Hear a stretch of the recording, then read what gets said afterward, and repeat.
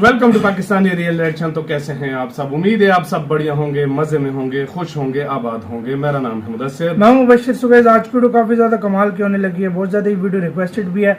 तो सीधा वीडियो की टाइटल की तरफ आते हैं, जो कि है और कर लो इनसे दोस्ती, दिखा दिया इन्होंने अपना रंग। मतलब टाइटल से तो इतना हमें समझ नहीं आ रही, मतलब ऐसा लग रहा है कि और कर लो मतलब किसी दोस्त ने भारत की शायद अपना कोई रंग दिखाया है। क्या हुआ ये वीडियो देखेंगे तब हमें सही से पता लगेगा। इनसाइड नॉलेज का वीडियो, इनकी वीडियो का लिंक मिल जाएगा आप लोगों को डिस्क्रिप्शन में। प्लीज इनका चैनल लाजमी सब्सक्राइब कीजिएगा, बहुत औसम किस्म की वीडियोस बनाते हैं। देखते हैं भाई अमेरिका के मतलब इंडिया के कौन से दोस्त ने क्या किया। बिना किसी देरी के देखते हैं, काउंट करते हैं 3, 2, 1 एंड स्टार्ट। दोस्तों, अक्सर अमेरिका भारत को ये दिखाता है कि वह काफी अच्छा दोस्त है और ये भी दिखाता है कि वह हमेशा हर मुसीबत में भारत का साथ खड़ा रहेगा। मगर जहां अमेरिका को मौका मिलता है वह अपनी टांगे पीछे कर लेता है और भारत की टांगों को खींचने की हमेशा कोशिश करता है। वैसा ही इस बार भी कुछ अमेरिका ने किया है। कोरोना महामारी के दौरान अंतर्राष्ट्रीय व्यापार की गति धीमे पड़ गई थी और इसका असर भारत के डायमंड उद्योग पर भी पड़ा। लेकिन कोरोना मरीजों की दर में आई गिरावट के बाद अब रिकवरी मोड में है। माना जा रहा है कि ये रिकवरी पूरी तरह से सफल नहीं हो पाएगी। इसका मुख्य कारण रूस और यूक्रेन में हो रहा युद्ध है। दोनों देशों में चल रहे वार के चलते भारतीय डायमंड उद्योग पर सीधा असर पड़ सकता है। विश्व की सबसे बड़ी हीरा खनन कंपनी अल्रोसा रूस में स्थित है। ये कंपनी वैश्विक स्तर पर करीब 30% कच्चे हीरे की आपूर्ति करती है। भारत के लिए भी ये एक महत्वपूर्ण स्रोत है। भारत में 30 से 40% कच्चा हीरा रूस से ही आता है। देश में रफ डायमंड आने के बाद कट व पॉलिश कर निर्यात किया जाता है। पिछले साल कंपनी ने 4.2 अरब डॉलर की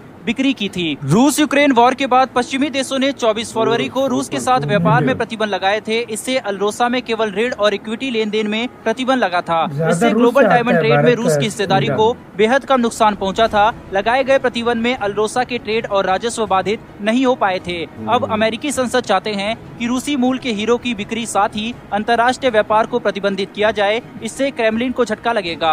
अमेरिकी प्रशासन 11 मार्च को रूस से आयात प्रतिबंध की घोषणा की थी। इससे नॉन इंडस्ट्रियल हीरे सहित रशियन फेडरेशन मूल के उत्पादों को संयुक्त राज्य ने आने से रोकता है। हालांकि अभी भी भारत या अन्य जगह पर कट व पॉलिश हुए रूसी हीरो की अमेरिका में आयात की अनुमति है। भारत या कोई दूसरा देश रूसी मूल के हीरो को अल्रोसा की सहायक कंपनी द्वारा कट या पॉलिश के लिए लेता है, फिर उसे अमेरिका और दूसरे देशों में बेचा जाता है। इसमें अभी तक कोई प्रतिबंध नहीं लगाए गए थे, मगर अमेरिकी संसदों का कहना है कि इस तरह से अमेरिका रूसी सरकार को लाभ पहुंचा रहा है। यही वजह है कि अमेरिकी सांसदों ने कहा है कि ट्रेजरी विभाग हीरो के मूल यानी ओरिजिन की व्याख्या पर फिर से विचार करे। ओरिजिन की जांच की जाए। अगर आयात किया गया सामान रूस से है तो इस पर प्रतिबंध लगा दिया जाए। सांसदों का कहना है कि राज्य और ट्रेजरी विभागों को सीमा शुल्क व सीमा सुरक्षा और होमलैंड सिक्योरिटी विभाग को गाइड करना चाहिए कि संयुक्त राज्य में रूसी हीरे के आयात को रोका जा सके। एक रिपोर्ट के अनुसार दुनिया के लगभग 95% हीरे भारत में कट और पॉलिश होते हैं। भारत में गुजरात के सूरत को रफ डायमंड की कटिंग व पॉलिशिंग का हब माना जाता है।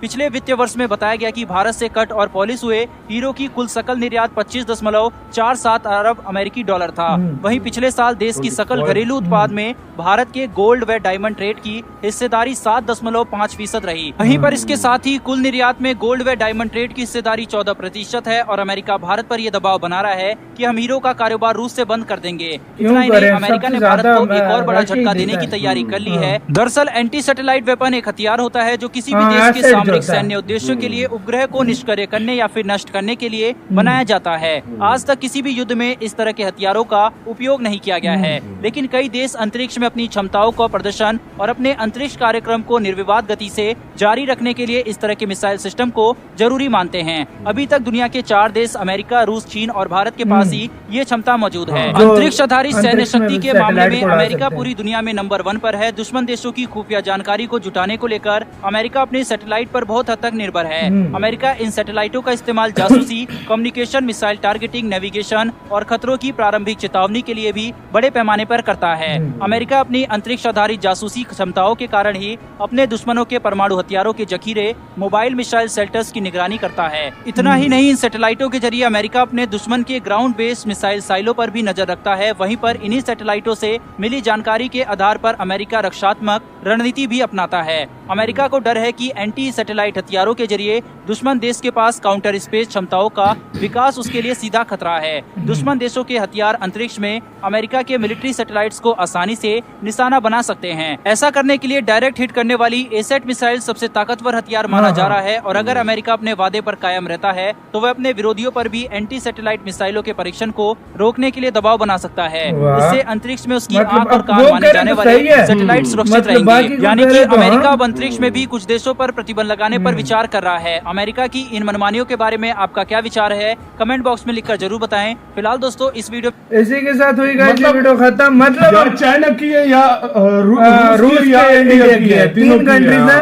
मतलब अमेरिका की दोगलापन इधर आप साफ देख सकते हैं। मतलब वो उसको जो अपना खतरा होता है उधर वो मनमानी करने लग जाता है। सिर्फ रशिया के साथ इंडिया का $4 बिलियन से ज्यादा का मतलब हीरो का काम है। और 30% कच्चा जो हीरा है वो इंडिया में बेचता है।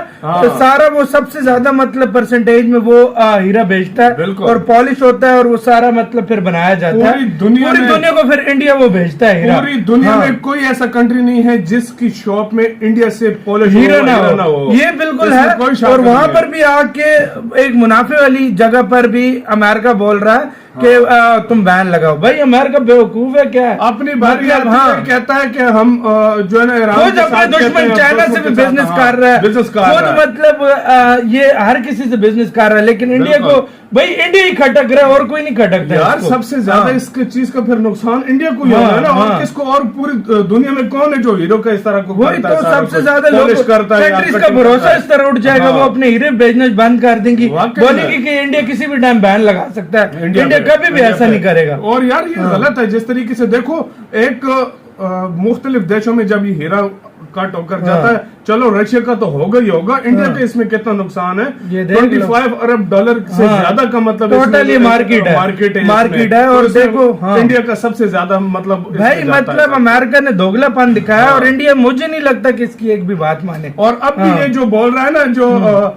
एंटी सैटेलाइट मिसाइल के बारे में, उसमें भी ये चाइना रशिया और इंडिया के बारे में और उसमें भी कहता है कि मैं इसके ऊपर जो है ना पाबंदी लगाऊंगा। मतलब उसकी फटती है खुद और मतलब और कोई करे मतलब वो करे ठीक है और दूसरे देश करे तो वो उसके लिए खतरा सा। भाई अमेरिका की यही मनमानियां चलती रही, बहुत जल्द वो मतलब किसी काम का नहीं रहेगा। ये साफ ये लोगों का एक अमेरिका की ये मनमानियां और हिपोक्रेसी जो अमेरिका की है ना, ये लोगों के सामने और जिस तरीके से वो ये कर रहा है सब कुछ, वो वक्त दूर नहीं है जब तुम मुझसे लिख कर ले लो, कोई भी देश इसके ऊपर एतबार नहीं करेगा और न दोस्ती करना। ये बात है, ये बिल्कुल 100% अभी भी देख रहा है ये चीज। बिल्कुल। अब देखिए इंडिया क्या है, इसको जवाब देता है। इंडिया का भी जवाब जल्दी चला जाएगा। लाजमी बात है, जाएगा। आपका क्या कहना है इस पर अपनी कमेंट सेक्शन में दो। इधर ही वीडियो खत्म करते हैं। अपना बहुत ज्यादा ख्याल रखना तो यार।